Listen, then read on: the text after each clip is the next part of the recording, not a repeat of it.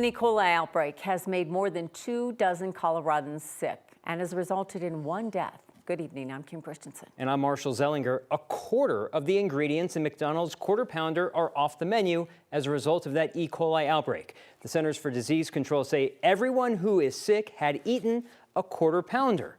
9 News reporter Lauren Scafidi asked health experts how they trace one person's illness back to the source. Could I get a Quarter Pounder with cheese?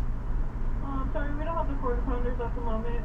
Denied at the drive-thru. McDonald's Quarter Pounder is making people sick. Yeah, so this is a multi-state outbreak. The Centers for Disease Control and Prevention is investigating dozens of cases of E. coli across 10 states linked to the Quarter Pounder. Dr. Rachel Herlihy with the State Health Department says more than half of those cases are in Colorado. 26 cases total. Among those 26, one death has occurred. We know that they're on the western slope. We know that they're in the mountain region. We know that they're along the Front Range, so really throughout the state. Doctors who diagnose E. coli have to report it to the state.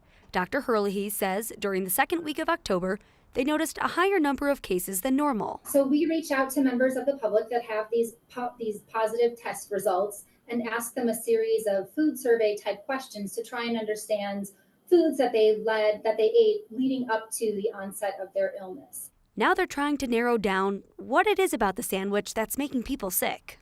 Onions are certainly being looked at because they're a unique ingredient, the type of onions that are used in Quarter Pounders, as well as beef is continuing to be investigated as well. Other beef products at McDonald's, including the cheeseburger, hamburger, Big Mac, McDouble, and the double cheeseburger, are not impacted. The McDonald's president says you can still get your fix, and maybe even a McFlurry. Is the ice cream machine working?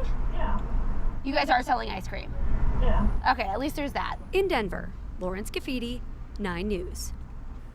So what is the difference between feeling a little sick from eating fast food and E. coli? Well, E. coli symptoms include number 1, stomach cramps, number 2, and number 3, nausea and the stuff that comes with nausea. It's most common to get sick about 3 days after you're exposed, but it could be up to 10 days later. If your doctor believes you have an E. coli infection, be prepared to share a list of what you ate and from where.